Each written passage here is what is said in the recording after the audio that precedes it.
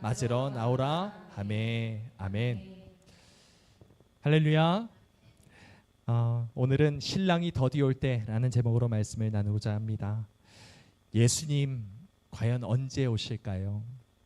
예수님은 부활하신 후에 승천하시면서도 내가 곧 오리라 이렇게 말씀하셨는데 2000년이 더 지난 지금도 주님 언제 오실지 감감무소식인 것처럼 보입니다. 그러다 보니까 예수님 부활하고 승천하신 이후에 초대교회의 많은 성도들이 예수님 다시 오신다, 곧 오신다 하신 그 말씀을 기다리고 또 기다리다가 세상에 미혹되어 세상으로 돌아가는 경우가 참 많이 있었습니다. 바울을 버리고 갔던 데마가 바로 그 대표적인 인물이죠. 그런데 마치 오늘날의 그리스도인들을 보면 초대교회의 가장 어두웠던 때를 보는 듯한 그런 모습입니다. 세상은 점점 음란해져 가고 죄에 무감각해져 가고 있습니다. 많은 그리스도인들이 이런 세상에 미혹되어서 세상으로 돌아가고 있습니다. 그리고 심지어 교회에 남아있는 성도들조차 예수님이 언제 오실지를 준비하지 않고 자기 생활에 얽매여서 시집가고 장가가고 집 사고 땅 사고 소유를 불리고 세상에서 성공하는 일에 몰두하고 있는 듯 보입니다. 여러분, 우리 생활을 한번 보십시오. 우리의 삶을 한번 보십시오. 우리 생활이 너무 풍족하고 너무 여유롭고 너무 안락합니다. 이렇다 할 고난이 없고 너무 평온하진 않습니까? 새벽에도 제가 말씀드렸지만 예수님은 이 땅에 검을 주러 오셨다 말씀하셨고 이 땅에 불을 던지러 오셨다 말씀하셨습니다. 주님은 사탄이 지배하는 이 세상에 대항하여 싸울 그리스도의 군사를 찾고 계십니다. 정신을 바짝 차리고 이 영적 전쟁터에서 사탄 마귀와 싸워 이길 큰 용사를 찾고 계십니다. 여러분, 하나님께서 출애굽한 이 이스라엘 백성들을 뭐라고 부르셨는지 아십니까? 여호와의 군대라고 부르셨습니다. 이 말씀 한번 읽어볼까요? 시작. 430년이 끝나는 그날에 여호와의 군대가 다 애굽 땅에서 나왔은즉 아멘. 하나님께서 이스라엘을 부르신 목적이 무엇입니까? 싸우게 하기 위해서였습니다. 이 세상과 싸워 이기는 자들을 찾으셨던 것이죠. 그들을 부르셨던 것입니다. 하지만 그들은 광야 가운데 자신들이 여호와의 군대의 길을 포기합니다. 수차례나 애굽으로 다시 돌아가서 스스로가 노예가 되려고 했습니다.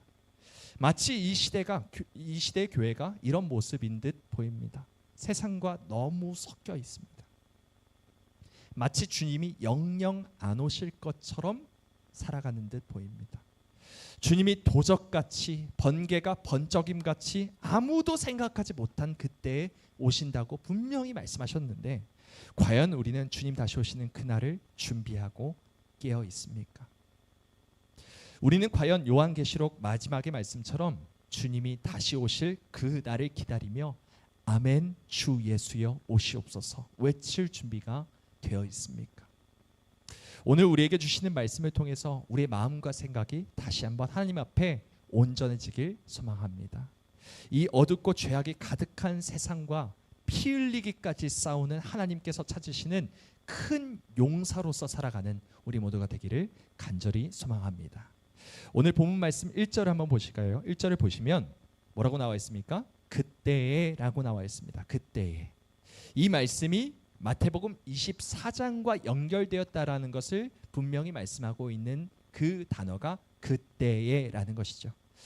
이 24장에도 보면은 예수님께서 다시 오시는 그날, 인자가 오는 날이 어떻게 올 것인지를 계속해서 말씀하시면서 이어서 이 신랑과 신부의 그 들러리 10명, 이 열처녀 비유가 나오는 건데 24장 33절을 먼저 보실까요? 24장 33절입니다. 시작. 이와 같이 너희도 이 모든 일을 보거든 인자가 가까이 곧 문 앞에 이른 줄 알라 라고 말씀하셨고 또 36절도 이렇게 말씀하십니다.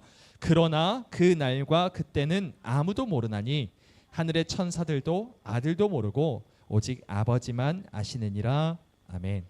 이런 식으로 예수님은 마태복음 24장 끝까지 예수님의 재림에 대해서 말씀하신 후에 거기에 덧붙여서 오늘 본문 말씀인 열처녀의 비유를 말씀하고 계시는 것입니다.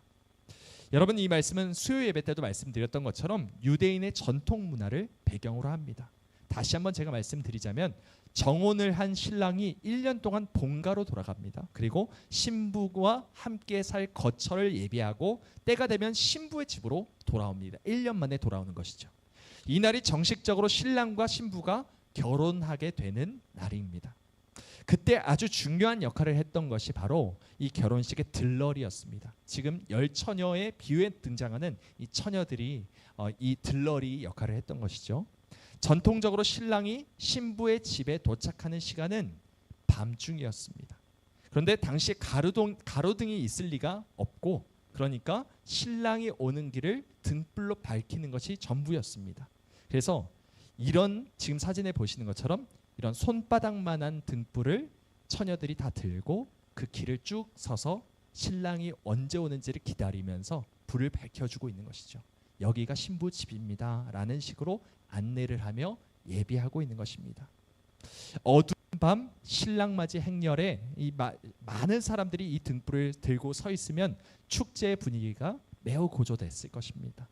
그런데 여러분, 5절 말씀에 보면 신랑을 기다리던 사람들이 예상하지 못했던 일이 일어납니다. 우리 5절 말씀 같이 읽어볼까요? 시작. 신랑이 더디 오므로 다 졸며 잘세. 아멘. 여러분, 기다리던 신랑이 어떻게 옵니까? 빨리 옵니까? 더디 옵니다. 늦게 옵니다. 언제 이쯤 되면은 신랑이 와야 하는데 오질 않습니다. 시간이 한참 지났는데 한밤중인데도 오질 않습니다. 때는 깊은 밤중입니다. 신랑이 언제 올지를 계속해서 기다립니다. 그러다가 너무 고뇌진 나머지 기다리던 사람들이 한 명, 두 명 졸다가 잠들기 시작하는 것이죠. 여러분, 주님이 오시는 그 날이 다가오면 다가올수록 영적으로 잠에 든 사람들이 점점 더 많아질 것입니다. 주님 오시는 때가 지체되니까 많은 사람들이 졸며 자게 될 것입니다. 사람은 잠들면 무감각해집니다. 잠들면 무슨 일이 일어나는지, 바깥 세상에서 무슨 일이 일어나는지 알 수가 없습니다. 마태복음 24장과 계속 연계해서 보고 있는데요. 한번 38절과 39절 말씀도 우리 함께 읽어볼까요? 시작. 홍수 전에 노아가 방주에 들어가던 날까지 사람들이 먹고 마시고 장가들고 시집가고 있으면서 홍수가 나서 그들을 다 멸하지 깨닫지 못하였으니 인자의 임함도 이와 같으리라. 아멘. 여기서도 뭐라고 말씀하냐면 깨닫지 못하였으니 라고 말합니다. 잠들어 있다는 것이죠. 노아가 대놓고 마을에서 방주를 만들면서 이 세상의 심판이, 하나님의 심판이 임박했다라는 것을 계속해서 시각적으로 보여주고 있음에도 불구하고 사람들은 전혀 하나님께로 돌아올 생각을 하지 않았습니다. 영적으로 다 잠들어 있어서 자신이 곧 멸망할 것조차 알지 못했던 상황이라는 것이죠. 여러분, 우리는 노아의 때에 멸망한 사람들을 본보기로 삼고 주의를 기울여야 합니다.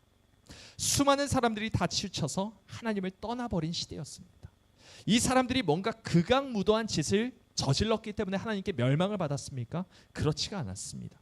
지금 뭐라고 말씀하고 있습니까? 지금 이 말씀을 보시면 그냥 먹고 마시고 장가들고 시집가면서 살아갔을 뿐입니다.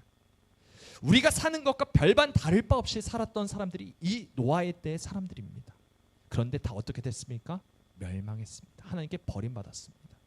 겨우 노아의 가족 외에는 구원받은 사람이 없었습니다. 여러분, 무시무시한 일입니다. 그리스도인 우리가 경각심을 가져야 합니다. 누가복음 13장의 말씀에는 이런 내용이 나옵니다. 한 사람이 예수님께 이렇게 여쭤봅니다. 주여, 구원을 받는 자가 많습니까? 적습니까? 이렇게 물어봅니다. 예수님이 이렇게 대답하십니다. 좁은 문으로 들어가기를 힘쓰라. 내가 너에게 이르노니 들어가기를 구하여도 들어가지 못하는 자가 많으리라 라고 말씀하십니다. 예수님은 구원으로 들어가는 문이 뭐라고 말씀하십니까? 좁은 문이라고 말씀하십니다. 넓은 문이 아닙니다. 많은 사람이 들어가고 싶어 하지만 그 많은 사람들이 들어갈 수 없게 될 것이다 말씀하신 것이죠. 수많은 사람들이 구원을 얻고자 해도 구원을 얻지 못합니다. 여러분, 성경은 이처럼 한결같이 소수의 남은 자에 대한 얘기를 계속해서 말씀하십니다. 이사야 10장 22절 말씀을 우리 함께 읽어보겠습니다. 시작. 이스라엘이여 내 백성이 바다의 모래 같을지라도 남은 자만 돌아오리니 넘치는 공의로 파멸이 작정되었음이라. 아멘. 바다의 모래같이 많은 이스라엘 백성들 중에 남은 자만, 소수만 돌아오게 될 것이다. 모든 나머지는 파멸이 작정되었다라고 말씀하고 계시는 것입니다. 겉으로 보기에는 모든 사람이 하나님의 백성처럼 보인다할지라도 소수의 남은 자만이 하나님께 돌아오게 될 것이라는 말씀입니다. 수많은 이스라엘 백성들이 출애굽을 했습니다. 그런데 대부분의 사람들이 하나님을 거역하고 믿지 않아서 광야에서 다 멸망해 버렸습니다. 12 정탐꾼 중에 대다수는 가나안 땅을 악평합니다. 겨우 여호수아와 갈렙 16%의 남은 자만이 하나님께 택함을 받고 구원을 받았습니다. 바벨론의 포로로 있던 수많은 유대인들 중에 극소수의 사람만이 예루살렘으로 돌아갔을 뿐입니다. 예수님을 사역하시는 동안 어마어마한 숫자의 무리들이 예수님을 항상 따라다녔습니다. 주여 주여 우리가 여기 있습니다. 우리를 낫게 해주십시오. 소리를 치고 항상 주님이 가시는 곳마다 따라다녔습니다. 하지만 예수님 십자가에 못 박히시는 그 무렵에 남은 자들이 500명 남짓밖에 없었습니다. 여러분, 이것이 그때만의 일일까요? 그렇지가 않습니다. 이것은 지금도 여전히 마찬가지라는 것입니다. 이 땅에 수많은 교회가 있고요, 수많은 예수 믿는다는 사람이 있고 하나님의 백성이라고 자기 스스로가 생각하는 사람들로 지금 수많은 모래와 같이 많은 사람들이 그렇게 생각하고 있습니다. 하지만 정작 하나님께서는 내가 너를 도무지 알지 못한다라고 말씀하실 만한 사람들이 대다수가 있다라는 것이죠. 우리가 참 이 말씀을 들으면 어려워지지만 하나님의 말씀입니다. 하나님이 그렇게 말씀하셨습니다. 여러분, 이 자리에 앉아있는 우리도 마찬가지입니다. 하늘수망교회도 예외가 없습니다. 수많은 사람들의 영혼이 어두워지고 소수의 사람들만이 구원을 얻는다고 분명히 하나님께서 말씀하셨고, 한 사람은 데려가고 한 사람은 버려둠을 당할 것이라고 말씀하셨던 것을 볼 때 우리 교회 가운데서도 이런 일이 일어나지 않기를 간절히 바라며 날마다 깨어있기를 몸부림치며 기도해야 한다는 것이죠. 무릇 마음이 가난하고 심령에 통회하며 내 말을 듣고 떠는 자 그 사람은 내가 돌볼 것이라 하나님께서 말씀하셨습니다. 여러분, 이 말씀에 우리가 귀 기울이길 소망합니다. 하나님의 말씀을 듣고 떨어야 합니다. 벌벌 떨어야 합니다. 경외심이 일어나야 합니다. 하나님 언제 오실까? 주님 언제 오실까? 두려워 떨리는 마음으로 우리의 구원을 이뤄내야 합니다. 하나님의 말씀이 잠자는 우리의 영혼을 깨우길 원합니다. 그 말씀을 듣고 떠는 우리 모두가 되길 간절히 소망합니다. 여러분, 이 세상 떠날 준비가 되셨습니까? 이 세상의 살림을 장만하면 할수록 훌훌 털고 일어나기가 점점 더 어려워질 것입니다. 롯의 아내와 같이 자꾸 이 땅의 것에 미련이 점점 더 많아질 수밖에 없다는 것이죠. 우리의 삶이 나그네 인생이라는 것을 기억하며 점점 짐을 줄여나가길 원합니다. 영적으로 깨어있는 자들은 이 세상을 거처로 삼지 않는다는 것을 기억합시다. 우린 과연 신랑이 다시 오실 때 등불을 밝힐 기름이 준비되어 있습니까? 성령님의 은혜로 임재하심으로 말미암아 날마다 우리의 영혼이 하나님의 말씀에 깨어 있고 그것에 반응하고 있고 날마다 기도하고 있고 하나님의 은혜가 날마다 우리의 삶을 촉촉히 적셔가고 있는지 우리 자신을 한번 돌아봅시다. 과연 우리는 구원받은 하나님의 백성으로서 날마다 깨어 있습니까? 예수님이 다시 오시는 것을 날마다 손꼽아 기다리면서 이 세상에 얽매이지 않는 삶을 살고 있습니까?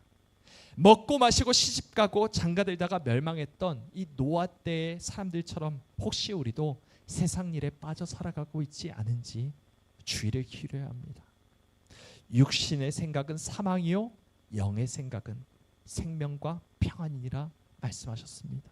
그런데 과연 우리는 성령에 사로잡혀서 날마다 깨어 기도하며 하나님의 뜻을 분별하고 있는지를 우리 자신을 한번 돌아보며 날마다 우리가 기름등불 준비하는 10처녀와 같이 이 슬기로운 5처녀와 같이 우리가 날마다 주님의 은혜 가운데 젖어 있길 원합니다.